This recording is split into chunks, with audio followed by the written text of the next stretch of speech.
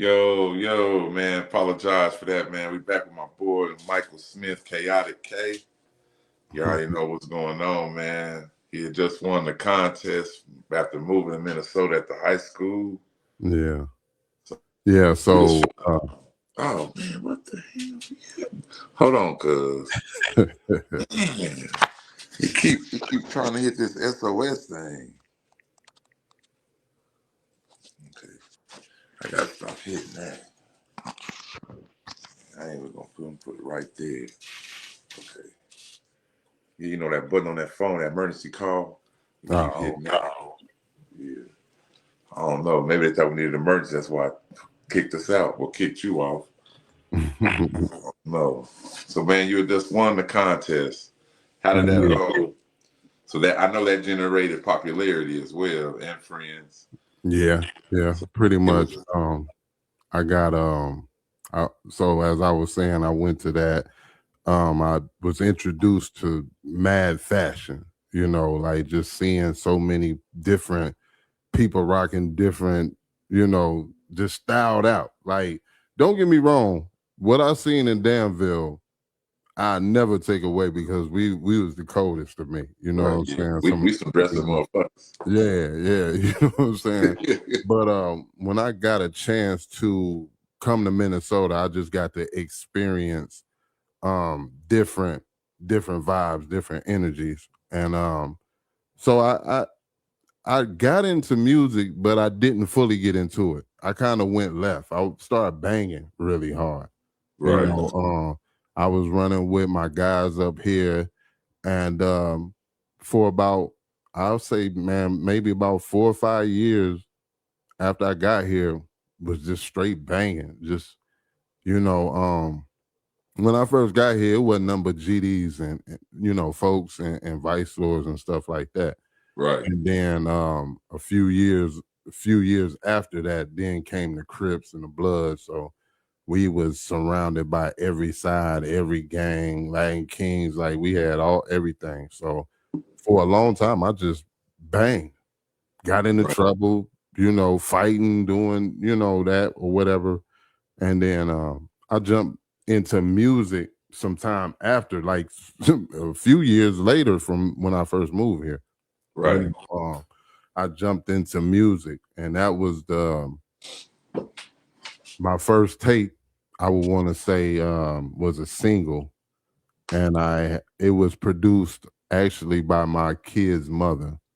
She did my first set of tapes. Yeah, she took some money and pressed up at the time. Back then we were selling out of the trunk. It was hand to hand combat. So she went and bought me, like, I would want to say my first pack was probably like 100 tapes, and I sold them. I just got out, sold them, and that's kind of what really started me on the path to music. Once I was able to make that money, took them for $5. Like, I had 100 tapes. I took them and sold them all for like $5 each. Right. So that, I was like, shit, I can make money like this. Like, I ain't got to sell drugs or nothing. Like, so that really introduced me into being serious about music. Okay. So after that first 100, did you go get another 100 with the Yeah. same, or you start going CD? I mean, mixtape after mixtape. I think after I got my first, when I got that off, I think I read up maybe once, and then after that, I ended up getting with a label. One of my partners had his name is Robert Starr, and he had a label, and he had already had some artists and was making a little bit of noise around the city. So when I got with him, we took it, we probably went up like 10 notches.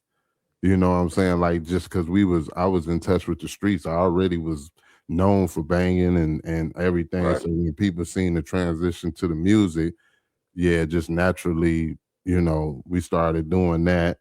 He pressed up my first, what I would call a maxi single. Right. And that was my first introduction to CDs and tapes and all that other shit. Like, and that was my first introduction to a major distributor because we had a major distribution. I was one of the first artists in Minnesota as far as hip hop. I was one of because I had a lot of firsts here. I was the first artist on some street shit. Because most of the rappers, when I was doing music heavy here, was kind of like they was like that positive. That you know what I'm saying? It was the comment.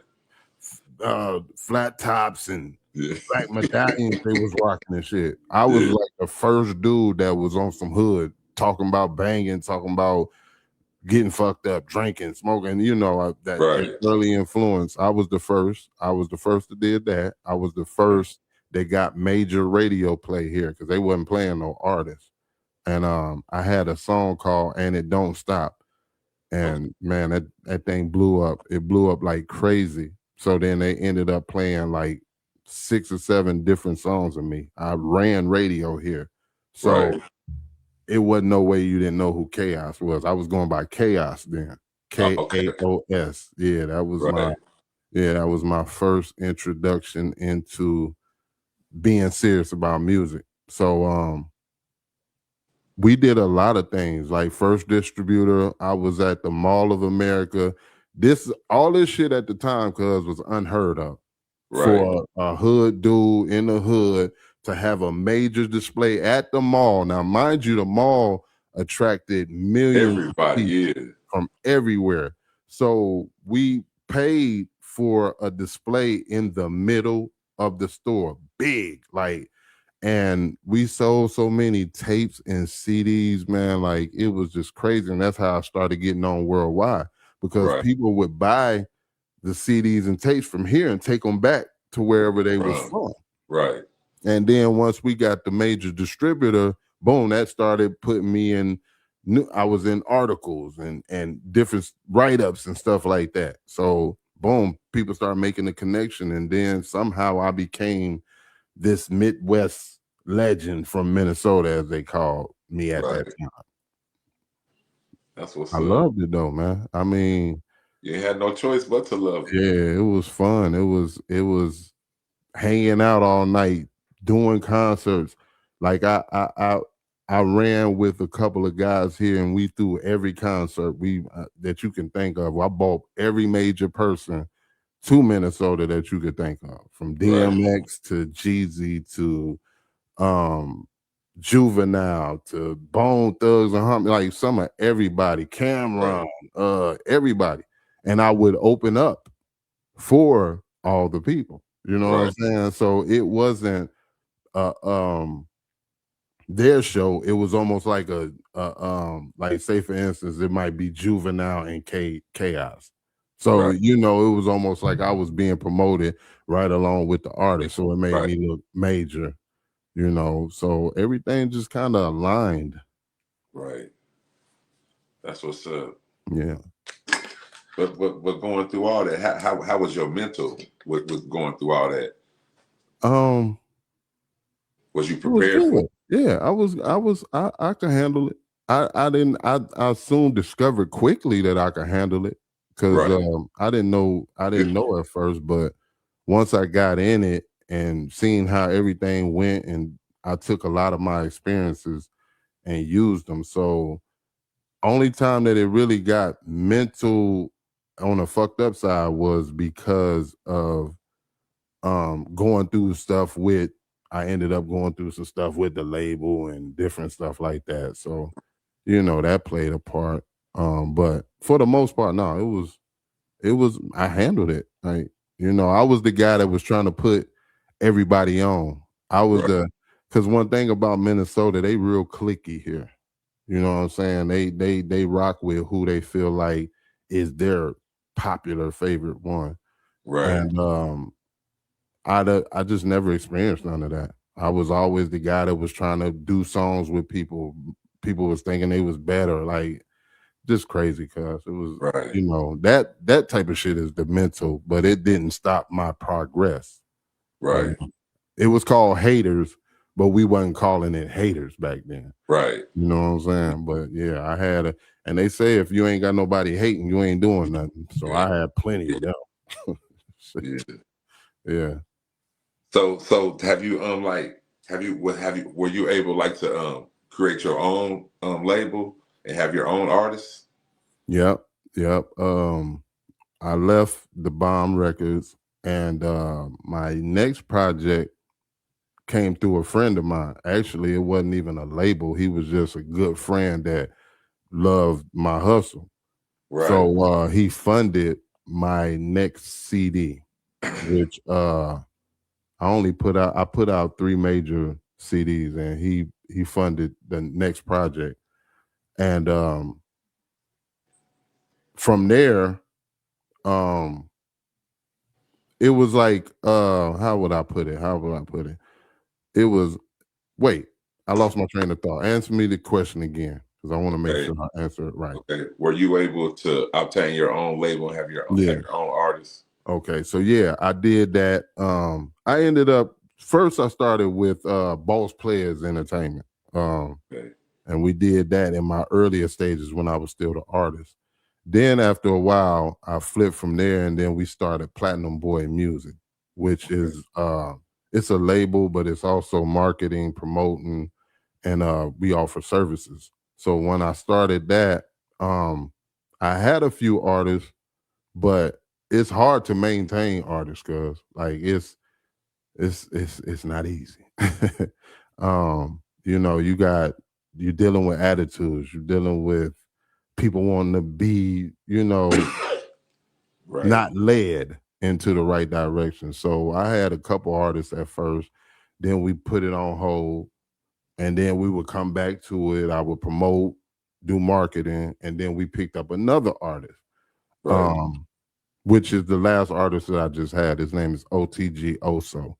So yeah, I ended up having a label, and I still actually got it now. We just put it on hold right now because things didn't really work out with the artists that we had. So we decided to put our focus in other places. Right. So to answer your question, yes, I did. Okay. So how did you coming from rapping, CEOing, having artists to now you got the radio? For a long time, everybody has always told me, like, even when I was rapping, it was like, have you ever been in radio? And I was always like, nah, I ain't never. Nope. All the time, I'm talking about for years. So I would want to say probably about 2021, something like that. I threw a party for our Platinum Boy launch party in Atlanta. Okay. And I met the DJ who ended up DJing our party. His name's Grady, DJ Grady, baby. Grady had 3 stations at the time, digital stations, but he was popping, like really doing some great things. And I had always wanted to do it, and I was moving away from music at this point. So I'm starting to move away from doing music. And I talked to him, and he was like, "Hey man, have you ever thought about just doing a radio show?" And I was like, some people did, talk to me about it, but after a while, he talked me into it. He was like, do a show on, start with my stations. We do a show on there Saturdays, blah, blah, blah, whatever. And that's where it started. I started from there. I did the show with him for a while.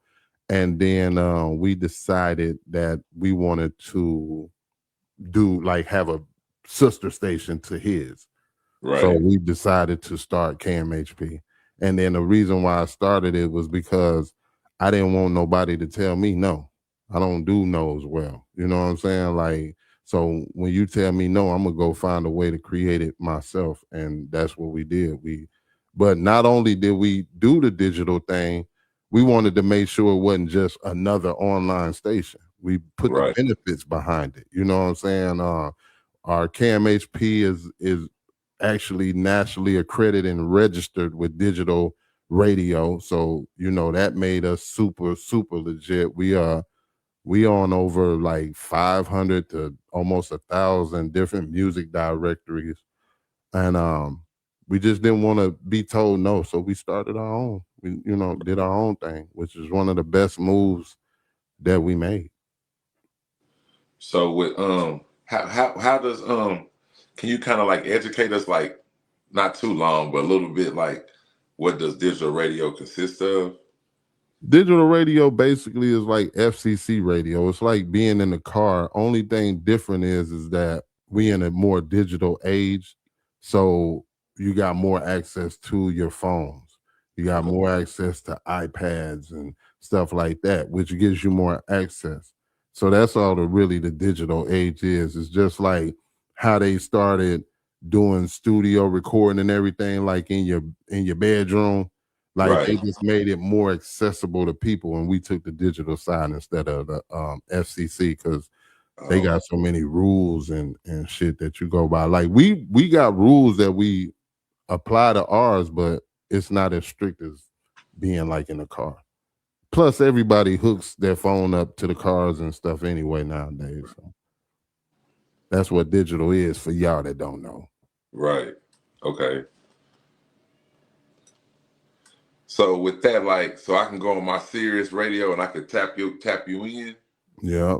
Or you can just go to you can download our app.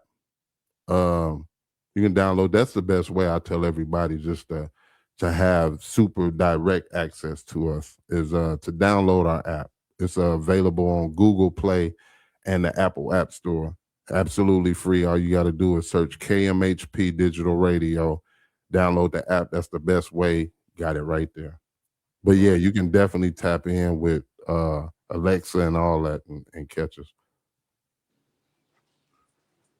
everywhere, guys. Right. Sure, yeah. So what type of when your show be coming on, cuz? I do a show every Saturday from 12 p.m. to 4 p.m. Central Standard Time called The Weekend Cook Up. I play the best in hip hop and R&B from the new school to old school. I play independent music.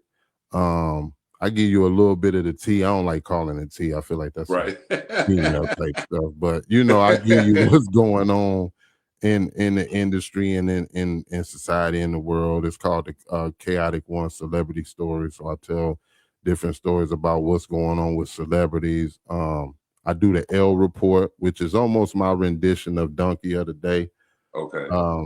I give away stuff. We've been like this last Saturday, we was giving away Timberwolves tickets to the Minnesota Timberwolves game. So, we work with nonprofits and different stuff like that to make things happen. So y'all check me out. Download the app, or you can go to kmhpradio.com and check us out. But not only my show Saturday, we got a show that happens on Fridays from 5 to 6 p.m. Called T Mix 5 to 6. And then Saturdays after my show is Bridge the Gap Saturdays. And then we got Mixtape Addict Radio. So, we just building up now, man. Pretty much getting everything, becoming a fully sourceable and running station. Right. Yeah, I put it in the comments. KMHPradio.com. Yeah, KMHPradio.com. Check us out, man. You're gonna love it. We play, like, one of the biggest things I hear about my show is that I play joints that people forgot about. I play the new exclusive stuff, of course, but I also go back and play stuff that people be like, damn, I forgot that song was even out, so I hear most of that. And we get listeners from everywhere, all over the place. Like I said, I play independent music. We work with independent artists, so some artists that's looking for radio play or anything like that, tell them to get up with us. We got some of the we can help get you heard. I'm not gonna say we are the ones to get you heard, but we can definitely help get you heard all over the place, and so tell artists to hit us up. We got some of the cheapest, lowest rates to get you out there. Of course, with us running a business, everything takes a little bit of coins to, got to invest in yourself. So that's why I tell my artists, you got to Yeah, I'm gonna have to make sure Burberry Curry hit you up, man. Yeah, I mean, but Nice, we nice artist. definitely say that again, cuz. I said, my boy Burberry Curry, he real cold. I Okay. let him know to hit y'all up, man, so you get some radio plays up there all around. You feel Yeah, me? yeah. Not only would he be circulating here, but he'll circulate everywhere because I Yeah, got listeners from Cali to Detroit to everywhere, like even overseas and stuff. So it's a good source of moving around and getting around. Okay. All right, cuz. A few more questions before you go, man. Okay. So how has you feel like the music climate or the industry has changed since you first got into Um, it's changed a lot. it? Would you recommend being a rapper? I ain't gonna kill nobody's dream. My I'm gonna fault, cuz say, I'm being a little messy. well, I mean, I want the footage anyway. So to be honest with you, man, I'm gonna tell you, like, I'll speak from my experience and then you take what you feel. Right. One of the reasons why I jumped out of music and doing it as an artist, because I just quickly figured that the life that I was chasing as far as being in the industry was a fairy tale. You know what I'm saying? Right. Like, there's certain clubs you got to be involved in to blow up, to do certain things in the industry. It's not, Right. and I'll tell artists, it's not you start rapping, hit the studio, and then you think somebody gonna walk up on you and say, "Hey man, I like you, I want to sign you." It don't work that way no more. Right. You got to really put in work, and with the Diddy climbing and everything, ain't no telling what your work might have to be. Did So you I know you ain't never experienced that, but did you see like people going through that? Not just Diddy, but like just other people like just trying to get the fame, like you feel me? yeah, you hear the stories. You hear all Right. the stories. You hear, you know what I'm saying? Like, Diddy ain't the only one who's Right. doing what he was doing. You know what I'm saying? There's a lot of industry cats that you wouldn't even think that be on funny business. So yeah, Right. I done seen some things. I won't say directly who certain people is, but I got to deal with some people that I found out was some bitch ass. I don't Right. even know if I can cuss, cuz like I'm Yeah, just cuz you could cuss, you could okay. smoke all that. You still Okay. be blowing, cuz? Yeah, I mean, I'm gonna keep that disclosed because you know. It ain't legal up there? Yeah, it's Oh, it's okay. somewhat legal. It ain't all the way how we Oh, want okay. it, but I think they do have some legal parts of it. Right. Yeah, we But got I know you can't see the comments, but we got a comment from one of our subscribers. mhm, Her name is Shalonda Foreman. She mm. says, "Who are some people you haven't interviewed yet, but you want to?" I've I want to interview I want to interview some heavyweights. Actually, I want to interview some people that ask the questions because I want to ask these motherfuckers why they don't ask certain questions when they interview people. But Right. like pretty much everybody that's got some motion going on, I would interview. I Right. ain't discriminate to anybody. I'll interview whoever, but to answer their question, one of the people that I would most admire to interview right now is Dr. Dre.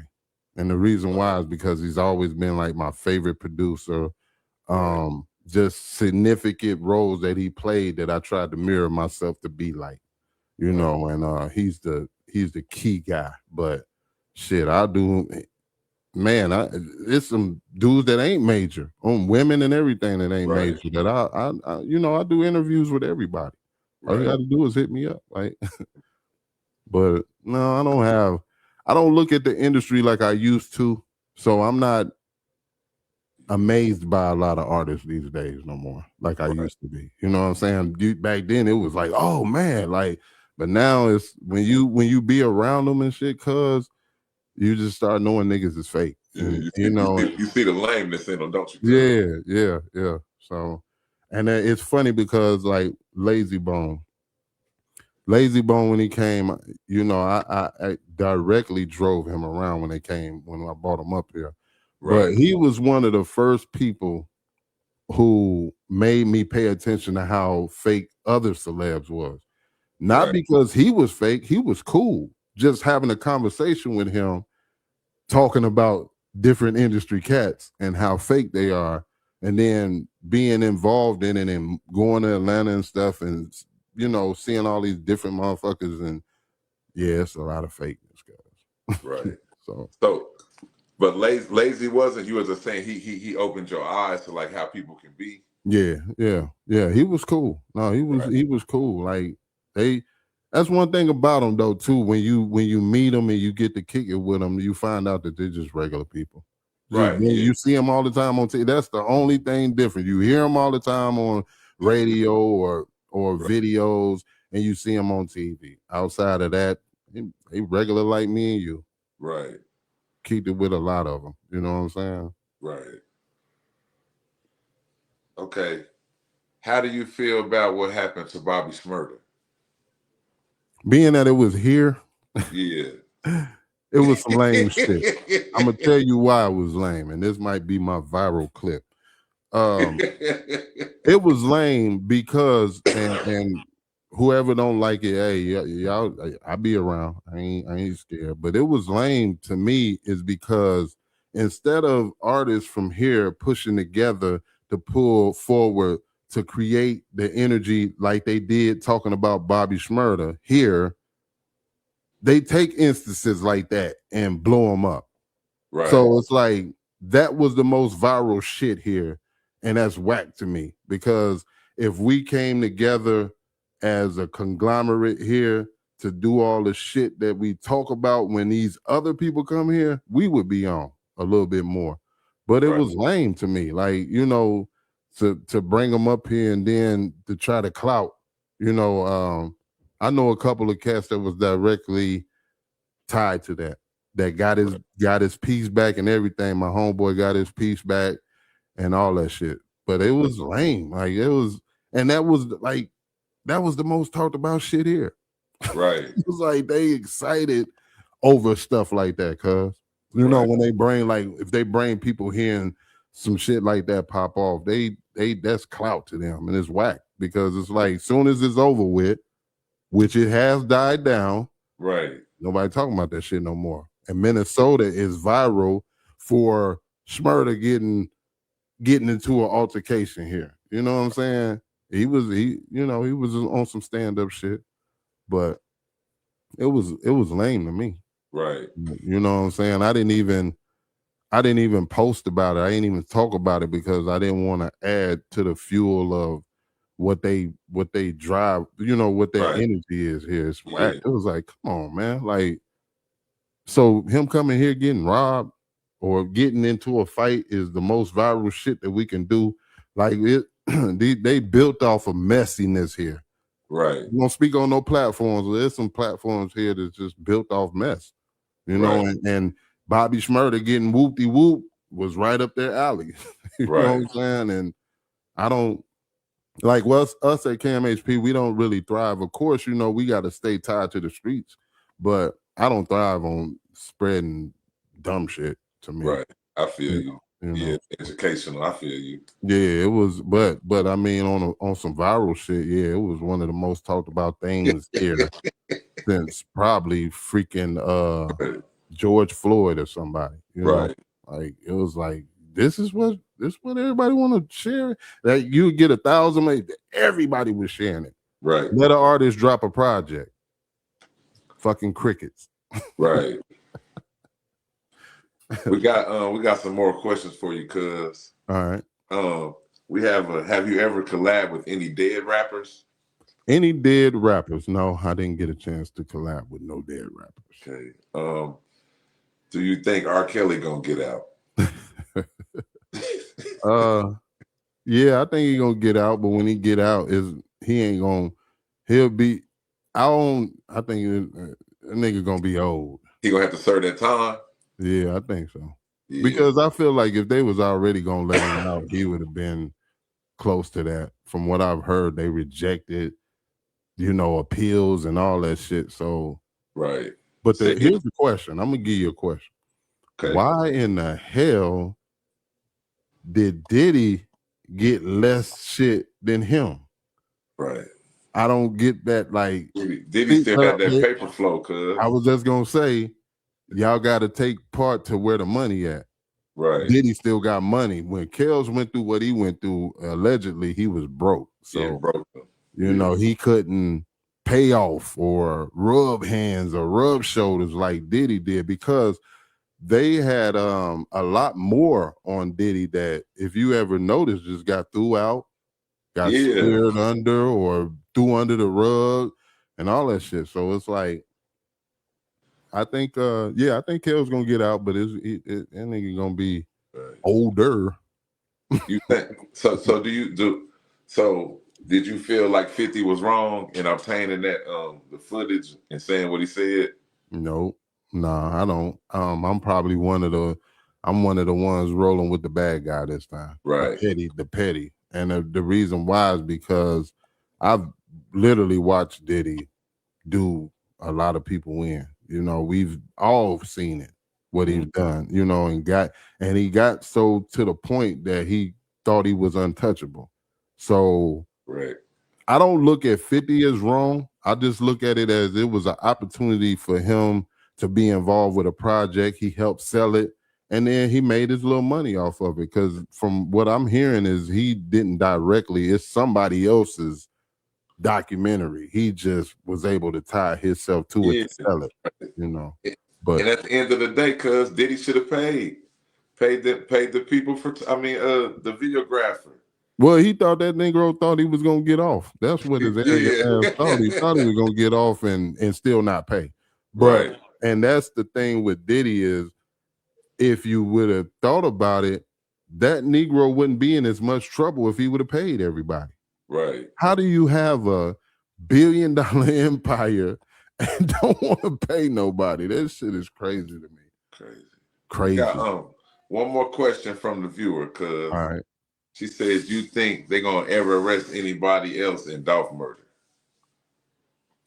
No, I think they got everybody that they. Yeah, they got who they. Yeah. They got the main people that did it. So there ain't really nobody else. And then who I think that they could have got has already died, and that would have been Gotti's brother. Yeah. So he already out of here. Yeah. Okay. Last question, cuz. Appreciate you coming on the show. Man, I ain't tripping out. I love being interviewed. I'm always interviewing, so it just feels good to get back and answer some questions for once.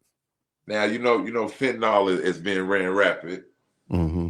But fentanyl being ran rapid up there with y'all. Yeah. So what do you think about Trump signing the papers that fentanyl is a weapon of mass destruction now? I think that's a good thing. Yeah. You know what I mean? Like, it's good. I think, you know, because it's wiping people out. You know what I'm saying? Right. It's they lacing it and everything, so you don't know what you really smoking on, or you know, you got to have a trusted source that you get your stuff from. Whatever that be, you gotta, you know, have a trusted source to get your stuff from. But I think it's good. Like, you know what I mean? I wish he'd do a few more things on some real shit instead of being an asshole all the time. But that's good to me. I would say it's good. How you feel about it, cuz? Man, I feel the same way. I mean, I lost some homies to that. You know what I'm saying? I mean, some people that was real close to me to that. And it's like fentanyl to me is a drug that ain't being fair to the game. You feel me? Mm-hmm. It's got so many opportunities that it can do to help a nigga get paid, but then it's taking people away at the same time. You feel me? I agree. I totally agree. I think it's like, I understand, like it might have been a race issue. It's fucking up the white society, but some things got to be done. You feel me? Yeah. And one thing about a nigga, right? Cuz he don't care what law it is. If he making money off of it, he'll take that chance. You feel me? Yeah. So it's really gonna be a end to a lot of where it comes to where like Trump, like shit, locking more niggas up. You feel me? But niggas ain't the only one that dip and dab and that making money off that. So it's really like getting it, you know what I'm saying? That might be like one thing that they're gonna try to like wipe out as much as they can. You feel me? Then you gotta think too, cuz you got a lot of manipulative people in this world who just move and do evil shit. Right. So, you know, you got people lacing stuff on purpose for the sake of hurting somebody. So to be able to know that you can look at facing that type of charge might make you think again before you push it out there. But as you said, when they making money and they make money the way they do, ain't nobody right. All that. They don't care if it's knock off people, you know what I'm saying? Like, right. So no, I'm glad he did that. Yeah. One of our viewers said nobody should die because of an addiction. Yeah. I mean, we all have one or two in one way or the other, depending on what it is. But I don't think, like, I just done heard so many bad things about the fentanyl that it's like, nah, I'm cool. I would never shoot. The only thing I've ever even indulged in was smoking some something as they call it. I ain't gonna lie, I was a scaredy cat when it came to anything harder. And then I sold it. I seen what it did to people, and that's kind of what made me stop doing it. Right. Damn, if I'm scared to do it, how am I selling it to, and then just having people giving me their whole checks and it's just that it changed my whole perspective. Yeah. That's a system that, you know what I'm saying, build one up, take one down. You feel me? Yeah. It ain't no even in that, you feel me? Yeah. I think it's man, it's crazy. Cause wasn't your boy Diddy now dabbling in the fentanyl too? Man, like as far as using it, like I think they were just popping it with the pills. I can't remember exactly. But yeah, that's like it's a lace drug. I mean, you can that's why I said it's like an opportunity drug, because you can add it with so many things that people won't even know. Right. That's what's scary about it. It's like I don't want to have a thought of knowing that I could smoke some trees and be they got synthetic fentanyl. That's all, like, you don't even see it. You feel me? That's crazy. I'm cool on that one. I'm cool. But yeah, man, I just want to say before, we end this, I wanted to give you some flowers. You know what I'm saying? Because I've been seeing you doing your thing. You know what I'm saying? That, you've transitioned, and I see you doing multiple things. So I know we got some of the same blood running through us. Because you already know I'm always trying to make things happen, but you be having me cracking up because what is it, Montavious? Yeah, my little shorty. Yeah, he don't know he grown. Okay. And then I seen the video you dropped where you was interviewing the females. Bessie Williams. Yeah, like a game show type thing. And man, I'll be cracking up. Yeah. But I just wanted to tell you, man, keep doing your thing, man. I'm glad you listened to me when I told you to get some lighting. You know what I'm saying? When got some lighting, I said I need to see you on camera. And I'm just proud of you. Keep doing your thing, man. And keep striving. Keep doing, whatever. And if anything that I can help you with, that I can, then holler at me, man. As a matter of fact, I'm gonna bring you on my platform and interview you too. So okay, I'm gonna be on the radio. I'll be waiting. Yeah. So let me set everything up and we'll get it going. Okay. But yeah, man, y'all rock with my cuz, man. A talk with Dot, like y'all make sure y'all keep tapping in, keep supporting him, keep showing love, share the lives, share the videos. That's how you get out there and get more people, you know what I'm saying, and get more people attached and make his movement bigger. So I appreciate y'all supporting my family, man. Yes. And also, man, make sure y'all hit the radio. KMHP Radio. KMHP Radio. Yeah. You feel me? And KMHP stands for Keep My Hits Playing.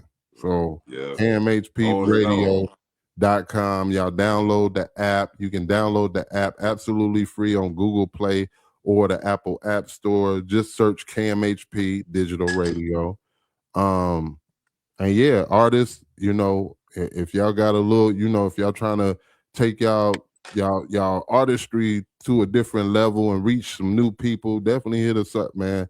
But I would advise all you guys, man, have a little bit of budget, man. You know what I'm saying? Because it take money to run these platforms. Right. You know what I'm saying?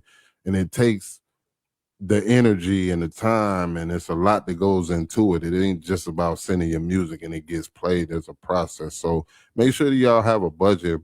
And if your music is registered, which I tell all y'all artists, if your music is registered with ASCAP, BMI, you got the internet deities as well that you can run your music through that'll help you get paid from internet spins and all that. We do that. So when we play your music, if your music is properly registered, it goes towards your publishing and your royalties. So definitely tap in with us. It's beneficial. All right, appreciate that, cuz. Make sure y'all do what he said, man. The man know what he talking about. He been there, done that. You feel me? Yeah, I mean, this. Be honest with you, we ain't even touched half of what my story is, but right. Yeah, I already know, cuz. I already know. It's like, but man, I appreciate just having somebody hit me up and say, cuz, you know, I want you to come on the platform because I'm always interviewing. So it's like tonight I get to sit back and get asked questions. And I appreciate all your peoples who tapped in and asked the questions. Y'all hit me up, man. Y'all want to know anything or anything like that, man, hit me up. Yeah. Where they can find you at, cuz, on your social platforms? You can find me on my original page, Mikeal Smith, Mikeal Smith. You can also follow KMHP on Facebook or Instagram, KMHP Digital Radio. You can follow me on Instagram at Kaotic1, Kaotic1 on the screen, the CEO, THECEO on Instagram. So follow me there. Okay. I promise to keep y'all entertained some kind of way. Oh yeah, and also, man, make sure that y'all go check out our YouTube channel, KMHP TV. We do reactions, we do documentary style videos. You can see some of our videos, music videos, and all that. KMHP TV on YouTube. Y'all make sure y'all go subscribe to the channel. We only like 10 away from 5,000 subs. So y'all, you know, help us out, man. Help us hit that goal. And it's funny because I remember starting at two subs, you know what I'm saying? Yeah, all the way up to, you know, we have almost 5,000 and the whole channel overall, we almost at like 1 million views. So y'all tap in with us, man. And like I said, cuz anything you need from me, if I could do it, I'm gonna do it. I got you, cuz. I appreciate you. Where you see yourself at in the next 2 years, though, cuz? That's the last question before we go. I see myself as being super successful with this station. The end goal is advertising. We want to bring in advertisers, sponsorship. So just being well off, because it's an end goal to the station. Like, we want to do some other things with the station, but you know, right now we gotta put things into place. So just being a power player, you know, and continue to make these moves out here. That's where I'm gonna be. That's where I'm gonna be. Not unless I get called home and the long home. But yeah, I'm just gonna be out here grinding, grind mode, baby. Always. Appreciate you again coming on the show, man. We had our guest Michael Smith in the building, man. Make sure y'all tap in, man. I love, cuz. You have a good night. Man, you too, man. I appreciate you. No problem. Holla back. Yes, sir. Okay, y'all, man. I appreciate y'all, man. I'm sorry for the technical difficulties we had, but you always know, man, I'm gonna make a way out of no way, man. We still did an interview, man. I appreciate y'all tapping in. All y'all questions, you know what I'm saying? All y'all views, man. I appreciate all that, man. You know what I'm saying? If y'all know anybody, woman, man, you know what I'm saying, that got something going on, man, a redemption story, you know what I'm saying? Y'all feel like they should come on the show and let people know what's going on. They might be like a little ashamed to, you know, sell their products and all that, man. Just hit me up, man. We could get it going, man. I appreciate y'all tapping in. It's been your boy Mike Dot, man. I got my boy Burberry Curry coming on tomorrow night. Make sure y'all tap in, exclusive. We're going to get deep. We're going to delve into what's been going on with him, you know what I'm saying, where he come from, what he's been through. You already know, man. Y'all tap in, man. Make sure I go subscribe to my YouTube page, Mike Yonde 6, free subscription. Make sure y'all follow me on my Instagram, Michael Sherfield, right here, Michael Sherfield, and also my TikTok, Mike Yonde 6, man. I'm on my road to 10,000 followers, man. Let's get there. Peace. I'll see y'all tomorrow.